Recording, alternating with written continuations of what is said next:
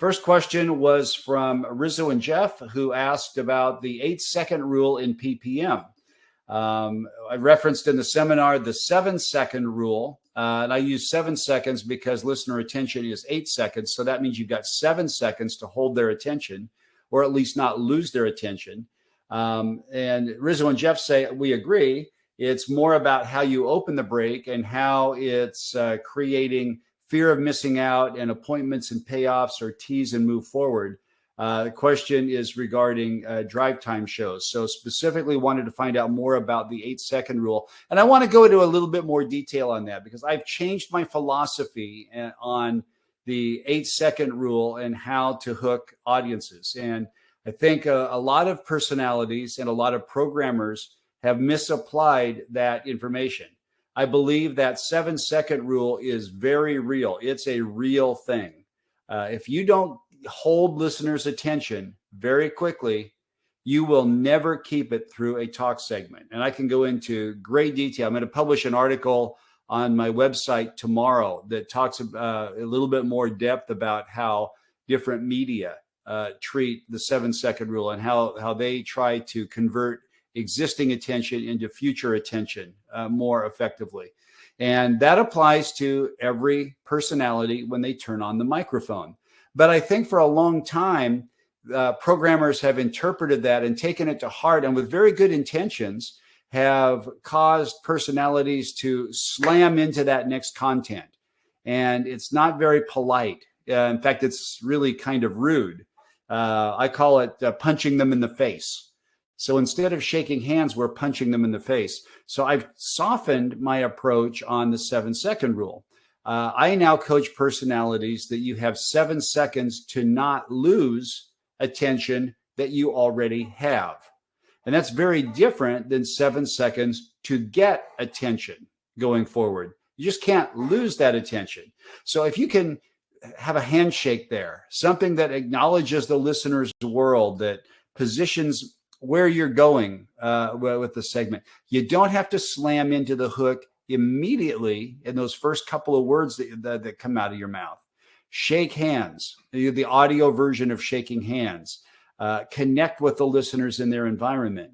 Then transition into a quick hook. That's the best way to do it. So you're transitioning. Otherwise, your radio station sounds like it's block programmed. Okay, the music's over. Now it's time for talk. Okay, the talk's over. Now it's time for news. Okay, the news is over. Now it's time for commercials. Now the commercials are over. It's time for music. And there needs to be a flow to all of that if you're going to hold listeners from one segment to another.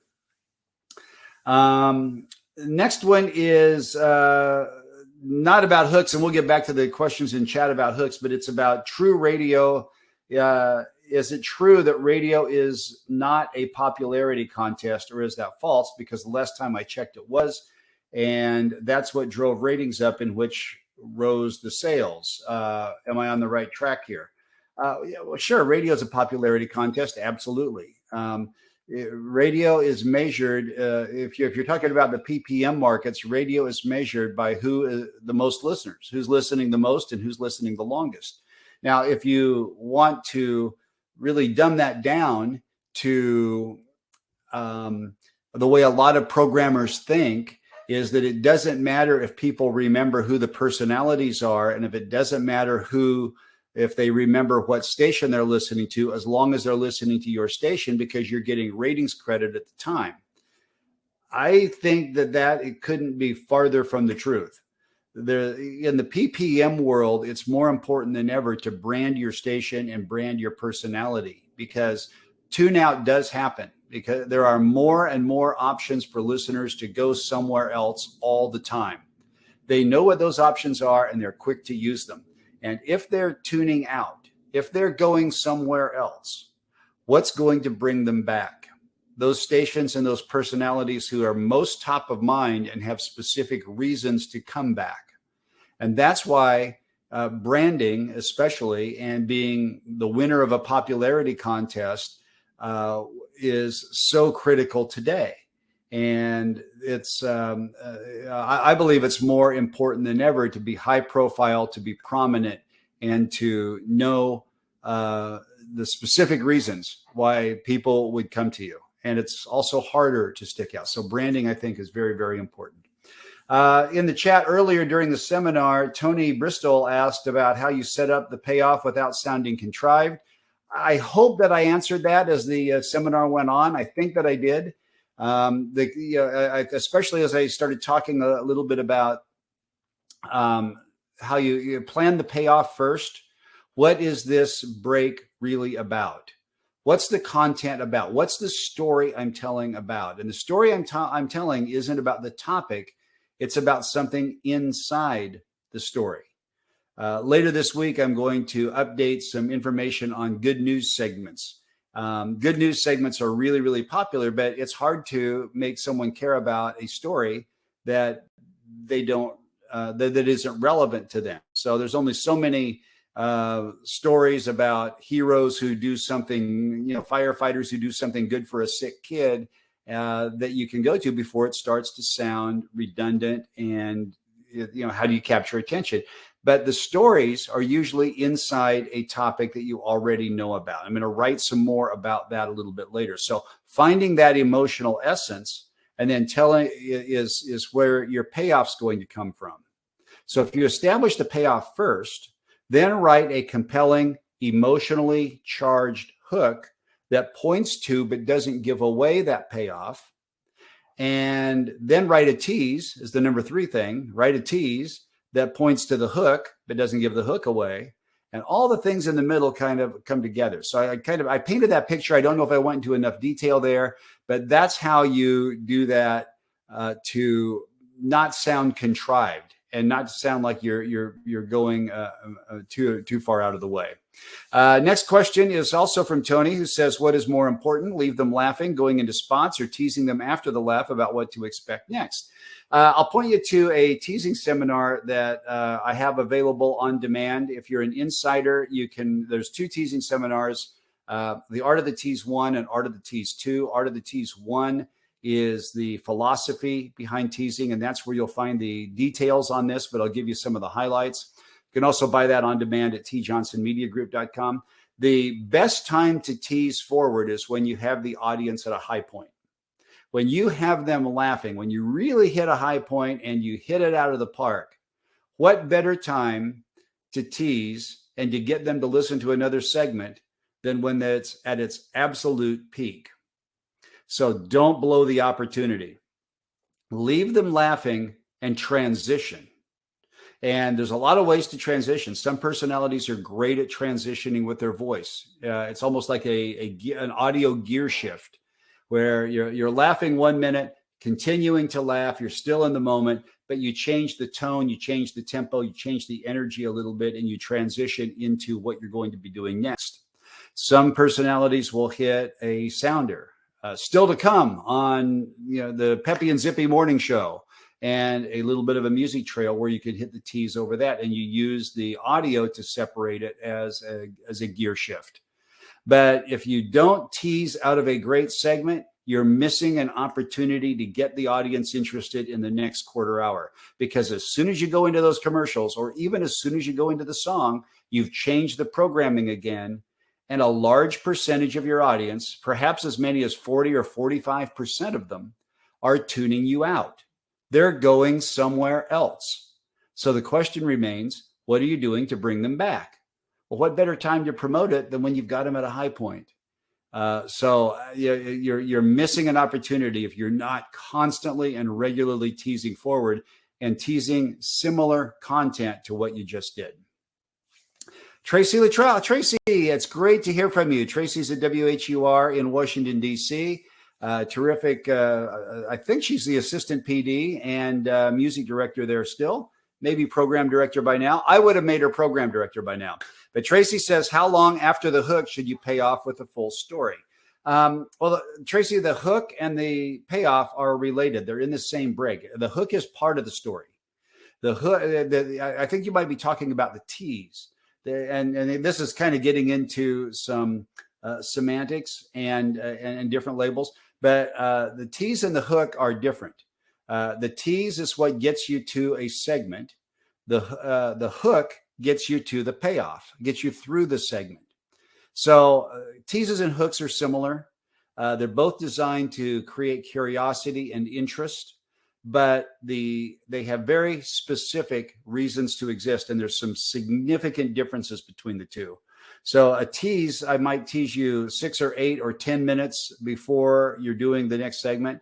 And this is all in the art of the tease as well, about how to time the tease and how to use a tease based on how far out the content is going to be delivered. So, you may be doing a tease and saying in 8 minutes, the Child Protective Services is probably going to be making a call to my wife and I as soon as our kids learn to use the phone. We'll tell you that story in 8 minutes. Okay. And then the story that you start in 8 minutes, that gets you to the hook. You start that story in 8 minutes. And the cool thing about having little kids is you can totally lie to them, but not for bad, only for good. Here's what we've been doing. We got 2 little kids, and you go on and you tell them the story.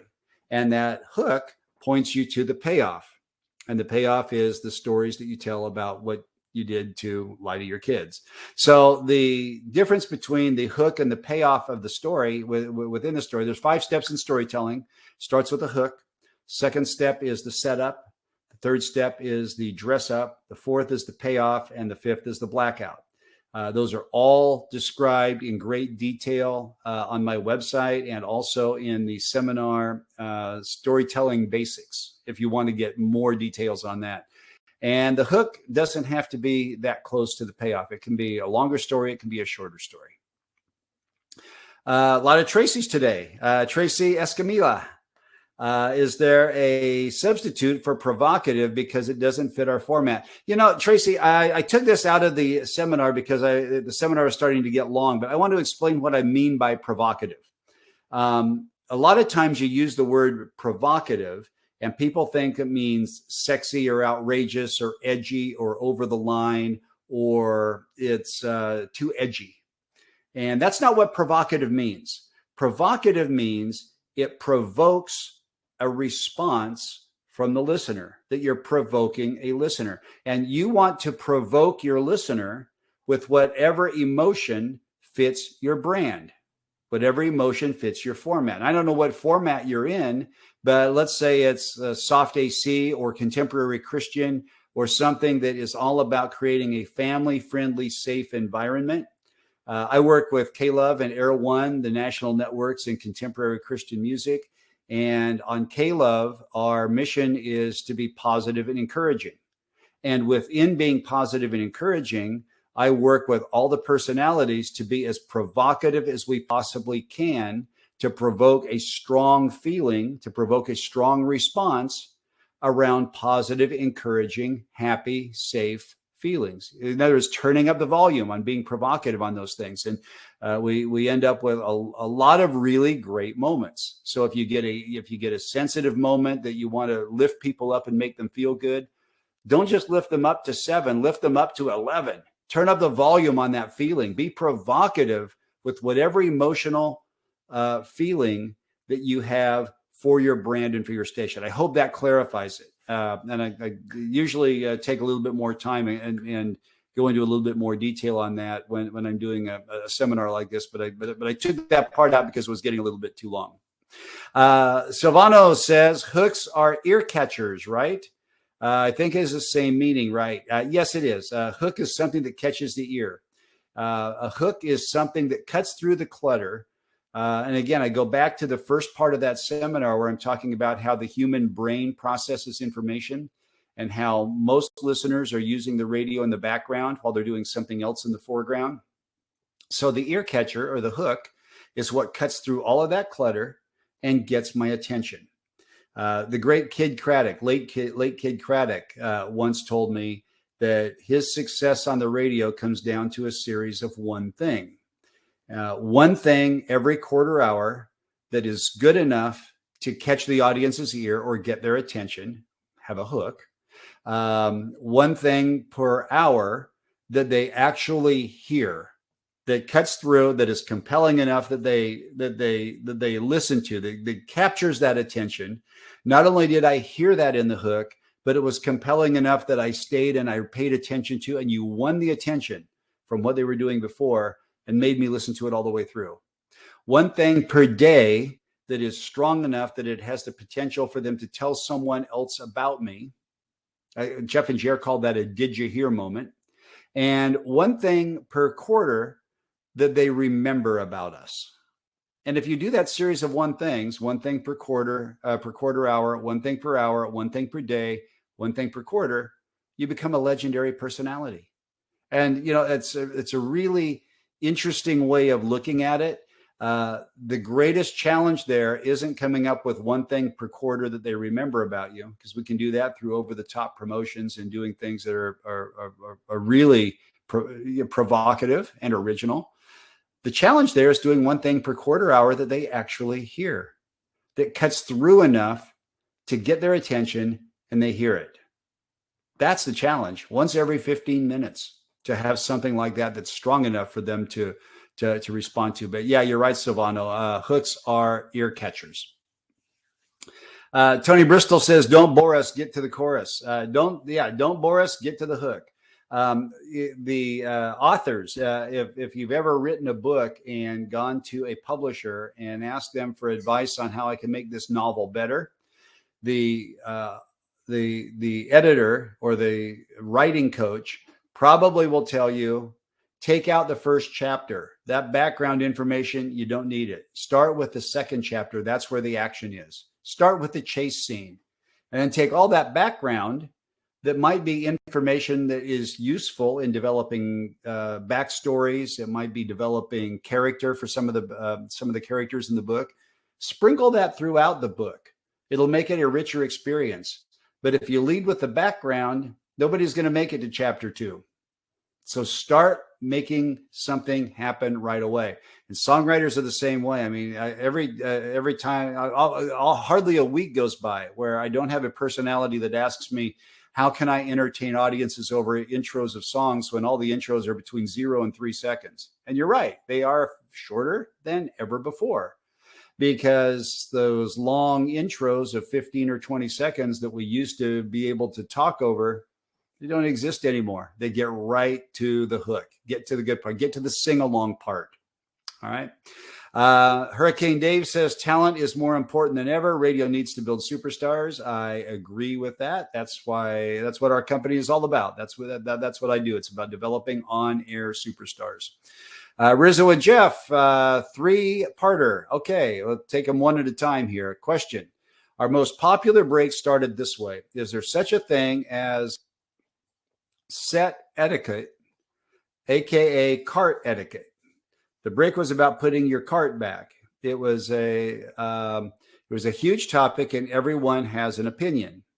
We tried to hook them into a topic most people have an opinion on. Also, prep. Why does it seem that people don't wish to share their lives? We run into so much prep shows, yet content shows are hard to swallow. Why is radio afraid to hire content-driven shows? Okay, so 3-parter. I'll start with the first part about cart etiquette, set etiquette. I'm not sure I'm not sure if that's a typo or if you mean cart etiquette. Is there such a thing as cat etiquette? Catiquette. As catiquette. Okay, I get what you're doing there, and I like it. I'm not sure that's the. I love the concept, and I love the idea. It's creating a catchphrase that nobody else would use. On my Insider's website, if you go to if you get the it's all about the hook book. Ebook and download that. There's an example in there from a show in Vancouver that coins the phrase eyeball sex, which is really flirting with someone that you're not in a relationship with. And they called it eyeball sex. And eyeball sex became a thing. It became a catchphrase that they used throughout the show. And that's what you're doing here. And I love that because it becomes that earworm. It's very catchy. So catiquette. Is cart etiquette, putting your cart back. I get it. That's awesome. That's memorable.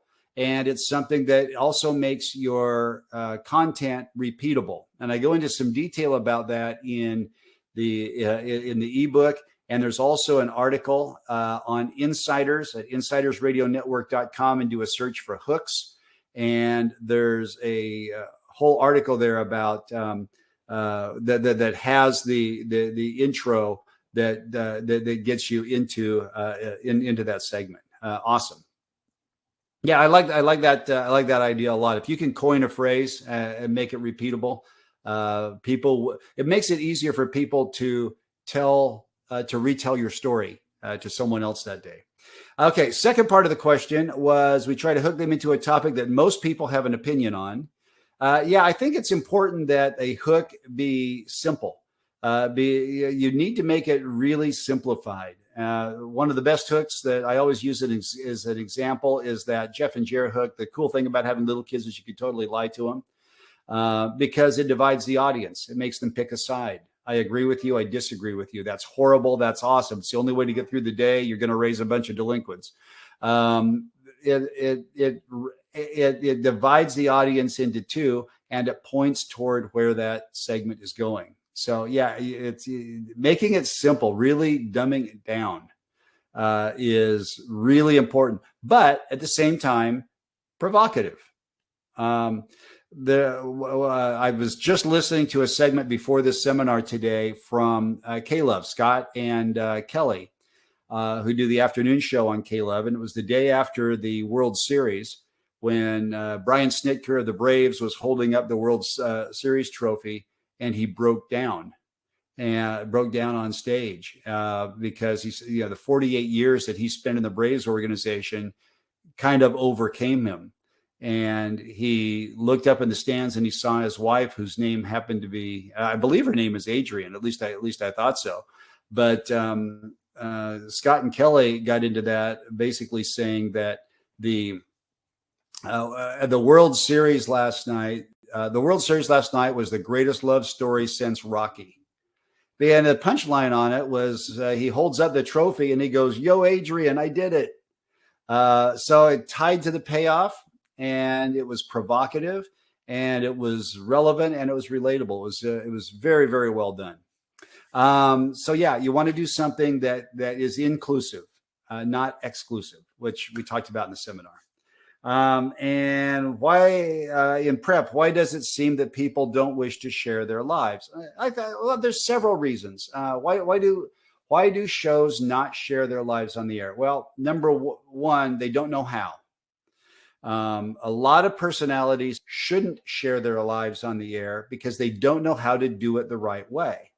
A lot of times, if you tell personal stories or try to share your life, it becomes inside, self-absorbed, and all about me, instead of being relevant.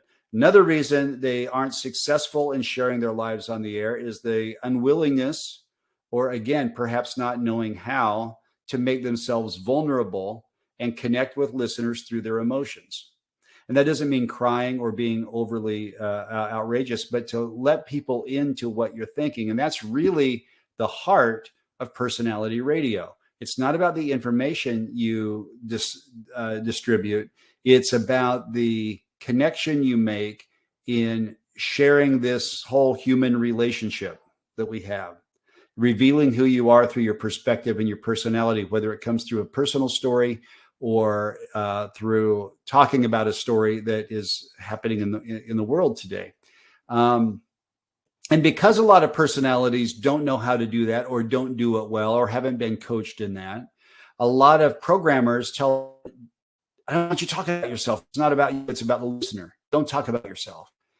And it's not a bad advice for personalities who don't know how to do it, but a better advice is to teach them how to do it. I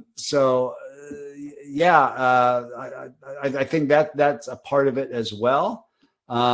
I think that another reason that they don't share their lives is because it's uncomfortable. It's awkward. It's risky. You're on the air for 3 hours a day, 4 hours a day, however many hours a day that you're on, and you're creating original content, and you got to have a lot of courage to go out there and let people in to who you really are and to share that life on the air.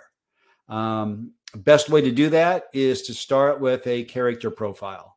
And I've got a seminar called Build a 5-Star Character Brand that I recommend for everyone to do. There's a whole exercise that goes along with it. It's the first thing I do with personalities when I start working with them, is develop their character profile. Who are you and who is your character on the air? Because I believe every personality is playing a role on the air that's based on their real life, but it's not a literal representation. It's turning up the volume on some parts that can really resonate with the audience, exaggerating some things about your real life characteristics, and it's turning down the volume on some others, and it's turning it off some of the characteristics that may be true about you, but you're uncomfortable in and not bold in talking about.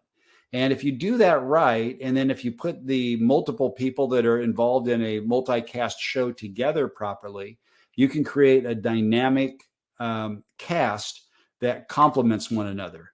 But this is a lot of work. And unless you're willing to go to the work, unless you're willing to go through the process and learn how to apply that process, then you're probably better off not sharing your life on the air that much, as opposed to doing it and really not knowing what you're doing. And if you would like to find out more about how to do it, I've got a talent coach I can recommend for that. You can contact me and we can talk about how you can do that. We run into so much show prep shows, yet content shows are hard to swallow. Why is radio afraid to hire content-driven shows? Radio is not afraid to hire content-driven shows. I think that's a fallacy. In fact, I find that more and more broadcasters are waking up to the fact that personality is their future. And they're going all in on starting to build personalities. I see this happening a lot. And I think that those personalities who really are difference makers, who really can attract audience, can hold audience through their content, and can build a fan base, are going to be very much in demand. I think they're very much in demand now. The problem is, most of the real difference makers are under contract, and there's not a lot of talent that I come across that is ready to plug in and become a difference-making personality that reveals their character, shows who they are, and can start making an impact immediately.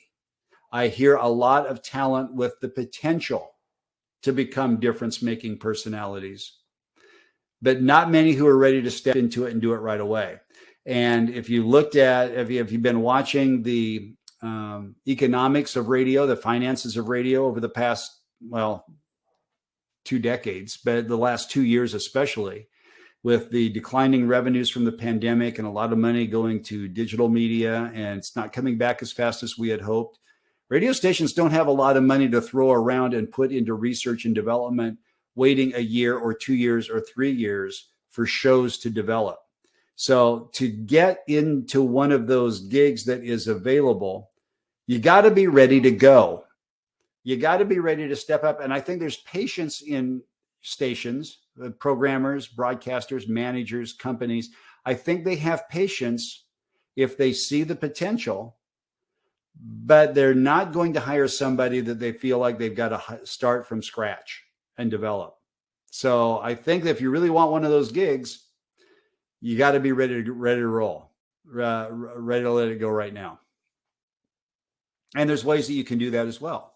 I feel like I'm promoting myself a lot on this Q&A especially, but I've got a video training course that will help put you in that position to be a difference-making personality. It's called the Audience Magnet course.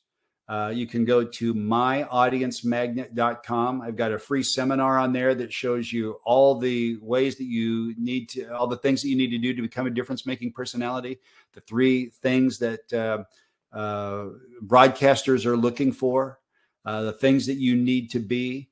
And if you can do those things, and if you go through the course and you prepare yourself and you study it and you get to that point, I believe that you can easily be a 6-figure personality that is negotiating long-term contracts.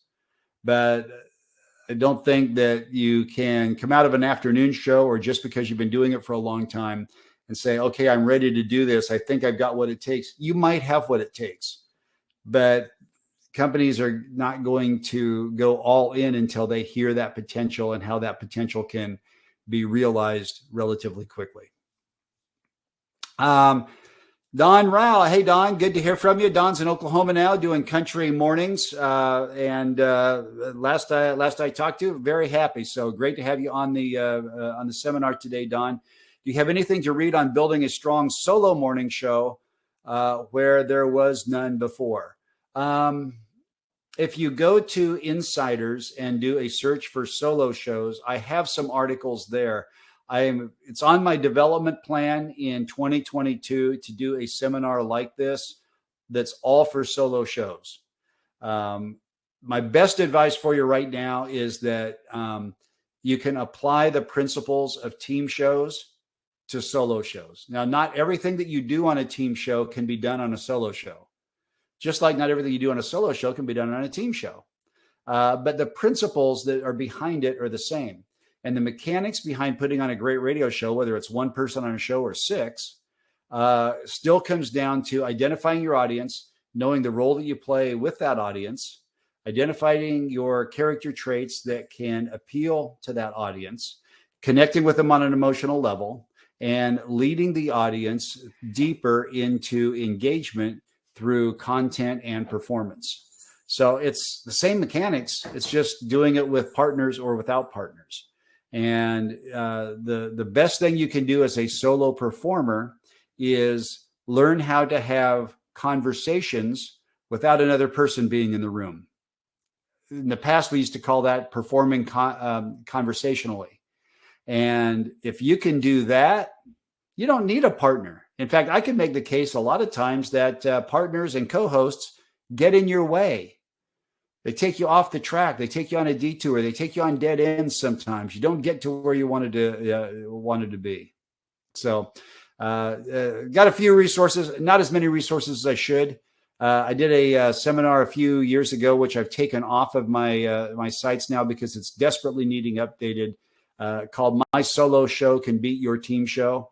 It's a good seminar, but it desperately needs updating, and I plan to do that over the next few months.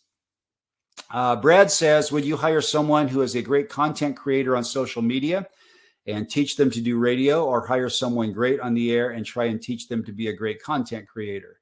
It depends, Brad. It depends on the person. I'm working with a brand new show right now in a large market that has done exactly what you just described. We're taking someone who has a great podcast, is very active on social media, does video storytelling with multiple personalities on Twitch and on YouTube, and has all of the characteristics of being a great radio host. Just hasn't been on the radio for a long time. And so we're teaching this person how to be a radio host and building a radio show around them. And I think it's going to be outstanding because they see the world a little bit differently. The hardest thing, I'm working with another show. Actually, it's a whole station that we're looking to redefine what personalities mean on that station, to enhance the brand in a different way, to make the brand come alive. It's kind of a conceptual brand. And what role do personalities play on it? I believe that in this particular situation, personalities play a very different role than having a morning show that's on from 6 to 10, a midday show from 10 to 3, afternoons from 3 to 7, and nights from 7 to midnight, and everybody doing their thing. We're coming at it with a whole different approach. And the biggest challenge we face is we've got a whole bunch of radio people that we're going to be trying to retrain on it. So how do you teach radio people to do things differently? They're not as open to it because you've got decades of doing things a certain way, of looking at things a certain way. So I would always rather take someone who is highly entertaining, is very motivated, who knows how hard it is and what it takes to build an audience, and teach them the skills to do great radio shows, or build the infrastructure around them so they don't have to worry about it. Because really all we're talking about are the mechanics, right? And the mechanics we can teach. We can teach them different applications to apply their talent, as opposed to taking radio people and trying to teach them how to do social media. And some have been successful with that, but most don't really get it. Most think, okay, well, I'm going to take my radio show, I'm going to take this segment, I'm going to put it up on social media and just expose the same content on a different platform. And that's missing the point. That's kind of like taking a book and adapting it to the stage or to the movies. Might be the same story, but it needs a different treatment.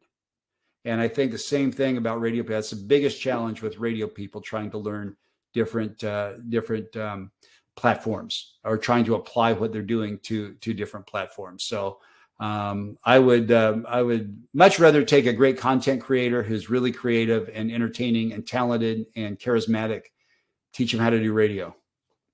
Now, the other challenge is if you find somebody who's doing a great, who has all those characteristics, and they are great at doing social media, trying to get them interested in doing a radio show, because most of them are making a lot of money. I was trying to find someone for a major market a few months ago, and we were looking all over social media and found a bunch of candidates. And every time we contacted them, they said, well, how much does it pay? And we were well into six figures, and they laughed at us and said, are you kidding?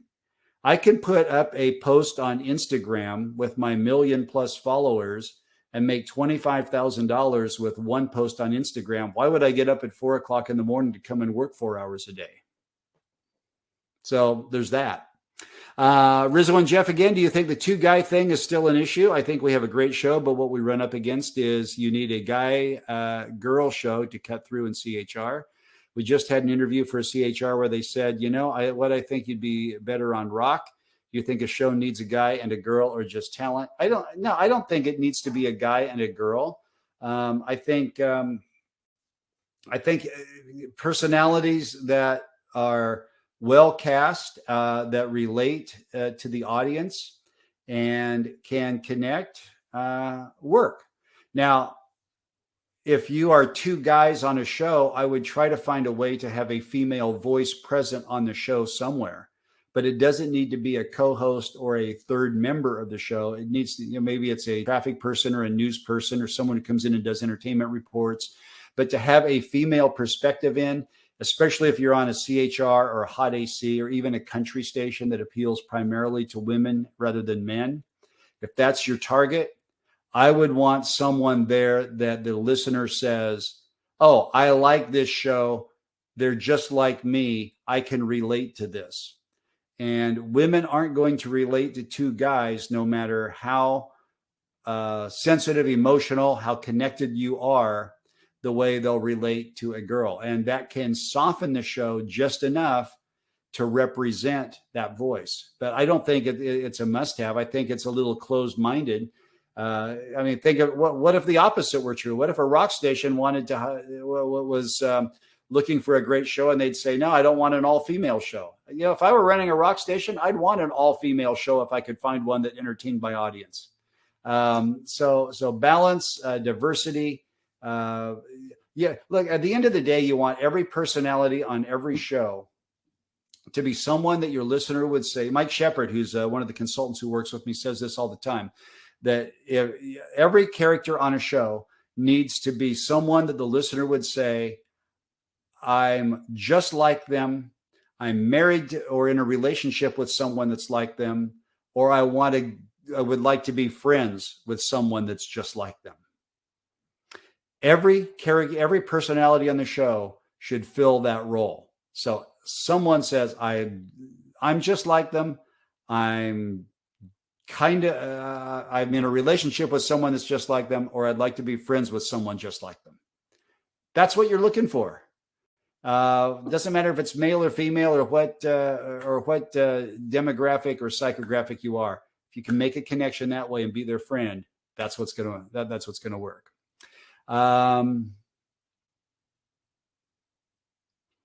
Okay. Terry says, I'm always on the lookout for the emerging social media star. Timing is everything. Yeah. Terry is with Radio 1 in Houston. I think social media skills are really important. And I think that every station, not every company, but every station should have someone in the building who really gets social media. Because I see so many radio stations that say, wow, podcasting is becoming a really big thing. Let's do a morning show podcast. So they record the audio from that morning show and they put it all together without the commercials and music and put it out as a podcast. That's just making the show available on demand, folks. That's not a podcast. Podcasts are a different platform. So you need someone who speaks that language. You need someone who's immersed in social media that can help you apply what you're doing in different ways. And more importantly, help you promote what you're doing online in different ways to make your radio show more popular. That works really well. Rizzo and Jeff says we use the audience as our co-host and our news girl. Okay. I'm not quite sure how using the audience as a news girl would work, but I believe you. Terry, again, opinion on male imaging voices versus women for stations. In your opinion, does it depend on format? I don't think it depends on format so much, Terry, as it depends on the personality of the station. And I don't have a preference either way. I think there's a lot of different factors that figure into it. I look at the station brand as another character or another personality on the station that sits on top of all the personalities that come underneath it. I think every station has its own personality that is influenced by the format, but is not a direct derivative of the format. So you might be a rhythmic AC station or a hip hop station or a classic rock station, but your personality as that classic rock station is different than another classic rock station. You might be softer, you might be harder, you might be edgier, you might be more family friendly, you might be funnier, you might be wittier, you might be sarcastic. There could be all kinds of characteristics that go into the station personality. So when you have that, and the personalities that are on the station also influence the station personality or the station character, and whether those personalities are more male or female can affect whether you want a male or female station voice. If you have a staff of personalities that are mostly female, you probably want a male imaging voice, and vice versa. If most of your staff of personalities are male or heavily male, a female imaging voice is really going to stand out more. So you want diversity, you want to apply the characteristics, but more than anything, you want to match the character of your imaging voice, because I think the imaging voice is another personality on the station. They should have character in their voice. They should contribute to the station personality and be their own personality as well. And when you get all of these things in sync, you can kind of see how the cast all comes together. So I don't know if it's a, male for this format, female for that format. And then there's a lot of different qualities in female voices and in different qualities in male voices as well. So I think you want to really use the step back and take a holistic approach to what my radio station is all about. What's the character of my station? And how do all the parts fit together to support and enhance that character, enhance those characteristics?